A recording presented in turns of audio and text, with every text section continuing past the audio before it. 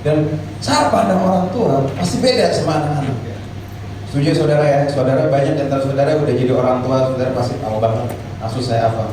Dari apa yang saya pelajari, setiap orang makin dewasa dia pasti akan mikirnya lebih ke depan, lebih panjang. Setuju saudara? Dia akan mikir lebih panjang, dia akan mikir lebih ke depan. Karena bisa mungkin anak kecil maka cuma mikir buat hari ini, main terus, main game sampai malam. Orang kan saya suka nonton TV sampai malam banget, udah disuruh tidur dia nggak mau, akhirnya dia tidur malam terus, tapi ternyata bangun pagi diusahin orang tua, diusahin emaknya. Setengah 5 pagi tidur kurang, ngantuk, akhirnya dia rewel dan sebagainya. Tapi ya itulah anak-anak saudara, itulah anak-anak, dan mereka memang belum luas cara pandangnya. Dan yang kedua ada orang tua pasti cara pandangnya lebih luas karena mereka udah melewati banyak hal, udah jauh melewati. Dan saudara pasti cara pandangnya lebih luas dari anak-anak saudara. Saudara pasti akan, kalau misalnya saudara bisa invest uang saudara, pasti mungkin saudara akan lebih invest di pendidikan untuk anak-anak, mungkin lebih daripada mainan mereka. Saudara mungkin lebih invest untuk cari rumah di mana kayak gitu. Itulah investasi, itulah. Dan apa yang saya pelajari bahwa cara pandang orang tua selalu lebih panjang daripada anak-anak mereka, apalagi kalau mereka masih kecil. Setuju ya saudara? Di sini sampai saat ini masih setuju semua. Dan the funny thing is, ada satu sudut pandang lagi, ada satu cara pandang lagi yang kita mungkin sering lolos, sering kita nggak pernah lewat, yang kita nggak pernah sadar, yaitu cara pandang kekekalan, cara Tuhan memandang. Dan sejujurnya saya percaya bahwa di antara kita banyak, di antara kita mungkin nggak terlalu tertarik sama namanya kekekalan, atau mungkin tertarik tapi kita nggak, agak gelap gitu sama kekekalan. Oke, terima Yesus, nanti masuk surga dan sebagainya. Oke, mungkin kita cuma tahu itu doang. Kenapa? Karena kita setuju bahwa di antara kita belum pernah ada satupun yang pernah kekekalan. Setuju ya saudara? Kita belum pernah mati, kita belum pernah ketemu namanya, kita belum pernah hidup dalam kekekalan seperti apa. Kita semua hidup di dalam satu rentang waktu. Setuju ya saudara?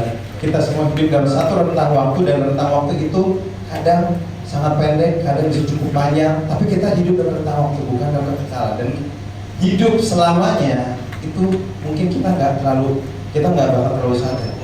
Ya, karena itu saya percaya satu hal saudara, bahwa kekekalan tidak bisa dipikirkan, kekekalan tidak bisa diselami, tapi kekekalan bisa dirasakan.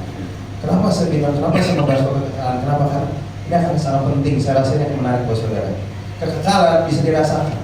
Pengkhotbah mengatakan, saudara pasti sering dengar ayat ini, dia membuat segala sesuatu indah pada waktunya. Kita sering banget dengar ayat itu, kita sering sekali dengar itu, tapi ayat berikutnya kita nggak. Bahkan dia memberikan kekekalan di hati, kekekalan di hati mereka. Saudara, gini, saya punya ibu, saya punya orang tua, dua-duanya sudah almarhum dan almarhumah. Dan saudara, saya rasa saudara sering dengar ini, bahwa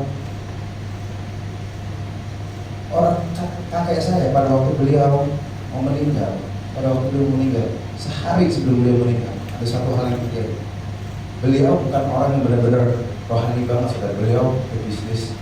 Tapi saudara tahu, malam pada waktu dia meninggal, tiba-tiba dia, oma saya waktu itu masih ada di situ, oma saya masih segar, lagi di rumah sakit.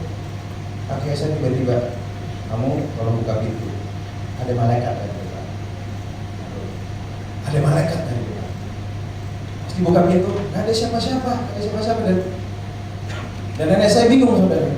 Dan kemudian opa saya bilang begini, tolong cabut infus saya, tolong siapin motor saya. Terus dia bilang, kamu mau kemana? Opa saya sudah bilang, saya mau ke surga. Itu satu. Yang kedua, oma saya, ini lebih dramatis lagi saudara. Oma saya dari dulu suka mimpi, jauh sebelum beliau meninggal, suka mimpi bahwa misalnya rumah oma di surga lagi dibangun. Karena for your information, oma saya penginjil saudara. Oma saya penginjil, beliau kemana-mana, beliau punya anak rohani di mana-mana, dan beliau penginjil. Dan suatu saat ada waktunya saudara, suatu saat tahun 2000 sekian, beliau tiba-tiba ngomong, rumah kami dibaca. Enggak berapa lama kemudian kasih. Funny thing, saudara pasti sering dengar, mungkin orang-orang lebih tua dari saudara tiba-tiba mulai ngasih kode kode-kode yang mungkin saudara tidak bisa ngerti, tapi ternyata kejadian kita nggak bisa, dan kita nggak bisa nangkep karena ya memang kita nggak ngerti apa-apa. Dan mungkin kadang kadang seperti itu, kadang Tuhan buka sedikit untuk orang-orang yang mau hidup dekat, Tuhan buka sedikit dan akhirnya mereka akan mengerti sedikit, dan mungkin sampai kita juga dibukain gitu. Dan the funny thing gini saudara, yang kita mengerti setiap sudut pandang punya prioritas tersendiri. Sudut pandang yang sempit pasti akan identik dengan kesenangan. Setuju nggak saudara? Semua teman-teman saya yang cara mikirnya yang sempit, yang masih muda, mereka pasti senangnya pulang kuliah, masih happy, bar dan sebagainya, main sebagai mereka nggak mikir masa depan, nggak mikir apa-apa. Berbeda sama orang begitu. Orang itu mungkin mereka udah punya tanggungan yang mereka akan lebih mikir, lebih dewasa dan sebagainya. Dan hari ini ada satu ayat yang menurut saya menarik sekali di 2 Korintus 4 ayat 16 sampai 18. Saya mau ajak kita sama-sama buka 2 Korintus 4 ayat 16 sampai 18. 2 Korintus 4 ayat 16 sampai 18. Ini Paulus yang ngomong, saudara. Jangan, judulnya aja ngeri, jangan tawar hati gitu waktu menghadapi maut, saudara. Ini saya bukan mau ngomong soal maut, saudara, tapi ada ujungnya nanti pasti. Saya langsung baca aja buat saudara ya. Sebab itu kami tidak tawar hati, tapi meskipun manusia lahirnya kami semakin merosot, namun manusia batinnya kami dibaharui dari sehari ke sehari. Sebab penderitaan yang ringan sekarang ini mengerjakan bagi kami kemuliaan kekal yang melebihi segala-galanya, jauh lebih besar daripada penderitaan kami. Sebab kami tidak memperhatikan yang kelihatan, melainkan yang tak kelihatan. Karena yang kelihatan adalah sementara, sedangkan yang tak kelihatan adalah kekal. Dan di sini Paulus ngomong sesuatu yang agak unik. Dia melihat sesuatu bukan dari sudut pandang orang biasa. Dia melihat dia sedang bekerja sesuatu untuk kerajaan Tuhan, dan dia melihat dari satu sudut pandang kekekalan, saudara. Dan dia melihat dari sudut pandang yang berbeda. Dan apa sih bedanya sudut pandang kekekalan? Dan saya mau ajak kita sama-sama untuk melihat bahwa ternyata namanya kekekalan tidak serumit itu, saudara. Kekekalan hanya simply cara pandang yang lebih panjang daripada cara pandang yang sempit dari anak-anak, dan bahkan cara pandang yang luas dari seorang orang tua. Dan saya percaya kalau misalnya kekekalan, dia pasti berbicara sudut yang lebih luas. Kalau misalnya prioritas cara orang yang cara pikir yang luas adalah investasi, maka saya percaya bahwa cara pikir orang-orang yang dapat kekekalan, cara pikir Tuhan, pasti dia berpikir apa yang dalam dunia ini bisa kita bawa ke sana. Setuju saudara? Apa yang di dalam di saat ini kita bisa bawa. Pasti saya percaya bahwa prioritas Tuhan pasti akan berbicara tentang apa yang kita bisa bawa dari sini, saudara. Dan berarti bisa dibilang kekayaan mungkin bukan prioritas dia terbesar, kan? Kekayaan tidak bisa dibawa. Setuju saudara? Kemuliaan, kehormatan dan sebagainya tidak akan bisa dibawa. Kadang-kadang saya percaya bahwa prioritas mungkin Tuhan peduli sama hal itu, tapi mungkin lebih dari itu ada prioritas lain yang mungkin dia lebih concern supaya kita punya lebih daripada yang lain, saudara. Nah, kalau misalnya saudara membaca Amsal 3 ayat 16, kita harus jujur bahwa cara pandang kita sangat tidak salah, saudara. Cara pandang kita tidak seperti cara pandang Tuhan. Dan Amsal 3 ayat 16 merangkum dengan sangat jelas. Saudara pasti sering dengar lagunya. Umur panjang, di tangan kanan, di tangan kirinya kekayaan dan kehormatan. Saudara pasti sering dengar lagu itu kan. Umur panjang, di tangan kanan, di tangan kirinya, dan mengenang kehormatan sampai selamanya. Itu kan yang sering kita doain, setuju nggak saudara? Itu yang kita sering doain, tapi valid ini ada lagi. Kekayaan, kehormatan, dan umur panjang ada 3 hal yang paling sering dicari oleh manusia, setuju nggak saudara? Semua orang pengen hidup panjang, semua orang pengen long life, semua orang pengen namanya bisa kaya dan pengen dihormati. Dan funny thing is this, dan selalu merangkum dengan jelas hal ini masalahnya. Gak semua kita bisa dapat tiga-tiganya, setuju? Ada yang cuma dapat 1, ada yang cuma dapat 2, mungkin ada yang bisa dapat tiga-tiganya, tapi gak semua orang, dan bahkan ada yang gak dapat tiga-tiganya. Udah miskin, umurnya pendek, dan sulit lagi semuanya. Jadi Dan realitanya ada yang dapat satu, ada yang dapat dua, ada yang dapat tiga, ada yang nggak dapat apa-apa saudara. Dan konyolnya adalah kayak gini. Pada waktu kita ke surga, pada waktu kita dikekal, kita nggak dapat itu sama sekali. Kita akan tinggalkan itu semua saudara. And the funny thing is this, saudara. Terus apa yang dibawa saudara? Apa yang sebenarnya Tuhan peduli lebih dari semua yang harusnya kita jadikan sama kita juga. Dan ternyata saudara, kalau saudara bisa lihat, cuma ada satu hal yang kita punya di sini, yang kita bawa ke sana. Ada satu hal doang, nggak ada yang lain, banyak kekayaan, nggak ada satu hal pun yang kita bawa. Cuma ada satu yang dibawa, yaitu who we are. Keberadaan kita, siapa diri kita, who we really are, siapa kita orang seperti apa. Itu ada satu-satunya hal yang kita bawa. Itu cuma itu. Dan tanpa bahwa sebenarnya keberadaan kita, harusnya harta kekayaan kita mungkin harusnya bukan uang, tapi harta kekayaan kita harusnya keberadaan kita, saudara. Karena itu satu-satunya hal yang Tuhan angkat dari kita, ibaratnya. Who we are itu. Dan who we are itu apa? Apa yang membuat kita jadi sebagaimana kita ada? Setuju nggak saudara bahwa yang membuat kita ada sebagaimana kita ada karena respons kita for the everything. Our response with everything. Setuju nggak saudara? Kita bisa punya background yang buruk, kita bisa punya, mungkin kita bisa lahir nggak punya ayah, mungkin kita ditinggalin. Tapi banyak orang yang punya respon yang sangat baik sehingga walaupun dia nggak punya ayah, dia tetap bisa jadi ayah baik, saudara. Banyak sekali, dan bahkan begitu banyak orang dengan dari garis kemiskinan. Dan mungkin saudara udah sering dengar ayah saya sering khotbah tentang pendirinya WhatsApp, dari miskin, dia lahir dari sebuah dari Eropa Timur, dia datang ke US dan kemudian dia sempat makan dari government support, tapi akhirnya dia jadi orang kaya, saudara. Dan people with good response of their life. Dan kadang kalau gue jujur saudara, kita semua ada satu respons yang kita penting sekali, yang menentukan kita masuk ke kehidupan kekal atau kebinasaan kekal. Itu pada waktu kita terima Yesus sebagai Tuhan dan Juru Selamat. Amin saudara. Dan ternyata cuma ada satu hal yang kita bawa pada waktu kita nanti di dalam kekekalan, bukan uang kita, tapi who we are, siapa diri kita, dan siapa diri kita itu terbentuk dengan respons kita in everything, apapun itu. Dan jangan kaget saudara, kalau saya ternyata tampaknya Tuhan peduli sama hal-hal itu. Kekekalan begitu penting, kekekalan itu sebegitu penting ya, sampai kita pun kata diciptakan untuk kekekalan. Berarti saya setuju nggak saudara bahwa Tuhan akan invest begitu banyak hal yang penting buat kekekalan hidup kita. Setuju nggak saudara? Dan kadang itu berarti mengizinkan orang-orang yang menyebalkan ada di sekitar kita. Kadang mengizinkan akan ada begitu banyak situasi yang kurang baik di hidup kita. Akan mengizinkan begitu banyak hal yang mungkin ada yang baik dan ada juga yang nggak baik, saudara. Ada satu ayat yang sebenarnya sangat-sangat penting, saudara. Saya tidak nyangka ayat ini pernah ada di Alkitab, saudara. Pada waktu saya baca, saya sampai shock, saudara. Yuk kita buka di Hakim-Hakim 3, saudara. Kita buka di Hakim-Hakim 3, dan ini saya rasa ini adalah ayat yang paling unik yang buat saya mengagetkan, saudara. Perikopnya kayak gini. Bangsa-bangsa asli yang dibiarkan tinggal di Kanaan. Nah, satu saya akan bacain buat saudara. Inilah bangsa-bangsa dibiarkan Tuhan tinggal untuk mencobai orang Israel dengan perantara mereka, yakni semua orang Israel yang tidak mengenal perang Kanaan.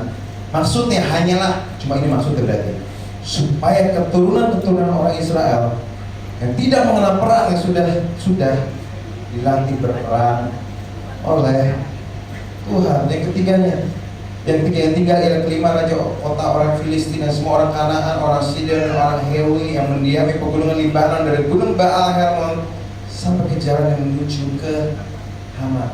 Saudara tahu ayat ini mau ngomong apa? Ayat ini sebenarnya cuma ngomong satu, bahwa ada orang-orang yang diurapi, dipersiapkan, Tuhan persiapkan sedemikian rupa untuk bikin kita kesel,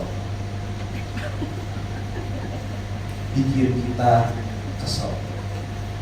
kita terganggu, bikin kita hilang damai sejahtera, mungkin bikin kita maksudnya harus stretch out. Dan tadi hidup kita happy aja, tiba-tiba muncul situasi ini yang benar-benar bikin kita naik darah, saudara. Kalau saudara lihat, cuma ada satu maksudnya hanyalah supaya keturunan orang Israel tidak pernah perang, sudah dilatih berperang. Dan Tuhan, and the funny thing is this, Tuhan ingin melatih respons kita dengan cara Dia mengizinkan orang-orang yang mungkin buat kita menyebalkan hidup kita. Orang menyebalkan bisa banyak, saudara, bisa dipilih satu saudara. Dan saya rasa kalau saudara lagi dengar saat ini, saudara pasti mulai pikiran, ada beberapa orang di pikiran saudara dan itu menyebalkannya. Dan misalnya orang itu mungkin hidup di sebelah saudara, dan tapi the funny thing is, dan memang ternyata ada orang seperti itu, dan tapi orang-orang itu mungkin ada orang-orang yang berjasa buat hidup kita sebenarnya. Kenapa? Karena kalau nggak ada orang-orang itu, mungkin kita nggak bakal berdoa, mungkin kita nggak bakal berserah sama Tuhan, mungkin kita nggak bakal berusaha ngampunin, mungkin hidup kita akan berbeda. Tapi dan ternyata itu alasannya kenapa ada orang-orang itu. Kenapa? Karena Dia sudah melatih kita untuk sebuah kekesalan, saudara. Dia sudah melatih kita untuk satu hidup yang lain. Dan karena hal itulah satu-satu hal akan kita bawa nanti pada kekekalan. Dan saudara tahu nggak saudara? Soalnya kayak gini, kalau misalnya benar-benar kekekalan itu begitu penting, dan bisa memang Tuhan izinkan ada begitu banyak orang menyebalkan di sekitar kita yang melatih kita, kesimpulannya, maka jangan-jangan sebenarnya Tuhan memang lebih peduli sama proses perjalanan yang kita ambil lebih daripada pencapaian kita. Jangan-jangan bahwa sebenarnya Tuhan peduli sama apa yang saudara dapat. Of course, Dia peduli. Kenapa? Karena saudara peduli, maka Dia peduli. Karena Dia peduli pada saudara. Amin. Tapi gini, kalau misalnya memang sebegitu cara pikir Tuhan, berarti sebenarnya Tuhan tidak sebegitu peduli pada pencapaian Anda, lebih daripada bagaimana Anda cara mencapai. Berarti Tuhan sebenarnya lebih peduli sama perjalanan yang lebih daripada ujungnya. Berarti Tuhan tidak peduli sebagaimana pencapaiannya, tapi Dia lebih peduli kita jadi orang seperti apa pada waktu kita mencapainya. Berarti Tuhan lebih memperhatikan pilihan kita sehari-hari. Setiap langkah yang kita ambil, setiap langkah yang kita ambil pada waktu walaupun salah walaupun benar, mungkin Tuhan lebih peduli, Tuhan lebih concern sama hal itu bahkan lebih daripada apa yang kita dapat setiap hari. Jangan-jangan juga sebenarnya Tuhan nggak lihat performance kita di mimbar, performance kita dimanapun, tapi Tuhan lebih lihat hal yang kita lakukan pada waktu gading-gading kita. Ini tuh Yesus mau menjelas di Matius 6 atau Matius 5 antara ucapan bahagia dan mengorbankan bukit antara Matius 5 ayat 7. Yesus bilang, kalau lu mau doa, tutup pintu, gak usah orang lihat, biar dapat sulit balas. The funny thing is, kesimpulannya jangan-jangan sebenarnya cara pandang kekekalan, cara hidup kekekalan yang Tuhan lihat, jangan-jangan itu berarti bahwa Dia lebih peduli sama perjalanan kita lebih daripada kita nanti dapat apa di dunia. Our journey matters most. The funny thing is gini, dan yang lucunya kayak gini saudara, perjalanan kita itu pun juga lebih menginspirasi dibanding siapa diri kita. Orang pasti akan lebih bisa senang kalau misalnya orang dengar misalnya sekarang gini deh, saudara siapa yang lebih saudara senangin? Orang yang sombong di depan sini, ngomong besar, atau orang yang bilang gini misalnya, saya dulu miskin dan sebagainya, tapi saya kerja keras, Tuhan angkat saya dan sebagainya, gini-gini, dan saya jatuh ini, tapi Tuhan berhasil angkat saya mengucap syukur buat Tuhan. Siapa yang kita lebih suka dengar? Saya rasa semua di antara kita akan lebih suka dengar kedua. Karena kedua berbicara soal perjalanan, bagaimana orang dari bawah jatuh, naik, turun. Mereka cerita dinamika kehidupan lebih daripada kesombongan mereka, saudara. Mungkin pada akhirnya bahwa kita pun kan di dalam kita ada kekekalan sedikit, maka kita pun lebih peduli sama journey orang dibanding mereka ujungnya sama mana. Saudara, saya nggak bakal pernah lupa ini, ada satu orang, saya sebenarnya nggak dekat sama dia, saudara. Dia ada seorang, saya cuma bisa bilang dia seorang entertainer, saudara. So, kalau saya sebut namanya pun saudara mungkin nggak tahu orang ini. Tapi mungkin anak-anak saudara, generasi YouTuber, generasi YouTube, anak-anak saudara yang sering lihat internet, saudara mungkin tahu. Ini orang sebenarnya karakternya juga mau dibilang sombong, agak sombong. Dan dia seorang YouTuber, saudara. Saudara tahu YouTuber? YouTuber adalah orang yang kerjaannya bikin video YouTube, jadi dibayar dari situ. Jadi itu pekerjaannya sehari-hari saudara. Dan dia cerita bagian, dan dia gini, dia sudah jadi YouTuber bertahun-tahun, namanya gak terlalu naik-naik banget. Biasa aja, oke lah naik, tapi gak sampai segitu-gitunya.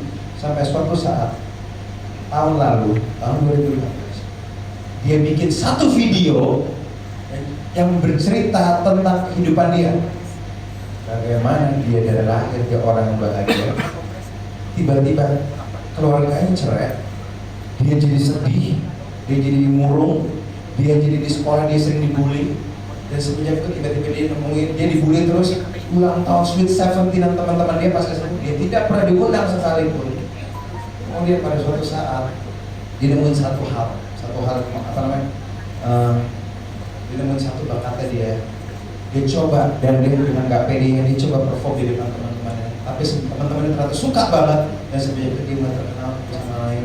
Dia mulai terkenal, dan pada waktu dia ceritain saudara cerita hidupnya dia di YouTube-nya itu, tiba-tiba yang nonton jutaan orang, yang nonton ratusan ribu orang, dan semenjak itu orang bilang, gue terinspirasi banget sama lu, gue suka banget, gue respect banget, gue support banget lu. Dan semenjak itu namanya dia di dunia YouTube naik luar biasa. Cerita-cerita itu, dan tampaknya kita sendiri sangat suka cerita-cerita yang apa adanya. Setuju saudara? Kita suka cerita-cerita perjalanan orang, kita suka cerita-cerita yang bahkan ibu-ibu saudara itu sangat suka sama cerita-cerita yang didramatisir. Sangat suka. Contoh yang sedih-sedih, lagu ya itu misalnya saudara, yang sedih-sedih gitu, misalnya yang ibu suka banget sih orang gitu. Dan tampaknya memang kenyataannya kita suka perhatian perjalanan orang saudara. Mungkin itu ternyata kalau di dalam kita ada bibit kekekalan yang bikin kita itu dan itu ya mungkin Tuhan pengen itu jaga saudara. Dan ini itu yang Tuhan ingin bagi kita menyadari itu saudara. Kita menyadari bahwa bukan soal apa yang kita punya, tapi dari perjalanan kita, respons kita, our response with everything that matters most. Kenapa? Karena respons kita itu membuat kita ada sebagaimana kita hari ini. Amin saudara. Dan itulah yang Tuhan lihat, our response to everything. Karena saya undang pemain musik, karena sebentar lagi kita bisa selesai. Kalau musik mana ya? Saya mau undang pemain musik, karena sebentar lagi saya udah mau, belum selesai banget, tapi saya udah mau selesai ya segitu. Saudara, our response is the only thing yang Tuhan kita bawa sampai pada kekekalan saudara. Karena lewat respons kita pun kita bisa menjadi satu dampak yang besar. Saudara, kita saya berpikir bahwa dampak yang kita harus jadi dampak. Dan kalau anak muda sukanya kita harus jadi dampak, kita harus jadi sesuatu maksimal dan sebagainya gitu-gitu. Tapi dampak tidak pernah dimulai dari tempat besar saudara. Banyak orang pengen ke tempat besar, mereka pengen bergabung di komunitas yang besar supaya katanya dampaknya besar. Tapi dampak besar tidak pernah dimulai dari komunitas yang besar. Dampak besar selalu dimulai dari satu kesepian besar di tempat kecil. Dan our response di setiap langkah di tempat yang kecil itu yang menentukan dampak kita saudara. Seringkali kita lupa bahwa impact starts from the person, not the place. Bukan soal tempat, tetapi orangnya saudara. Karena kalau orang mau berdampak di mana pun ada, dia tetap berdampak saudara. Dan permasalahan kita kadang satu kan, kita nggak bisa bedain dampak besar, tempat besar saudara. Bila saat ini hari ini kita menyadari satu hal saudara, bahwa saat kita berpikir sudah kekekalan, kita berpikir seperti Paulus tidak melihat apa yang ada sekarang, tapi dia berusaha merespons yang baik saudara. Gini, pada waktu dia nulis surat Korintus, dia tidak dalam keadaan yang baik saudara. Dia sama sekali tidak dalam keadaan yang baik. Dia ada dalam keadaan yang sangat menderita.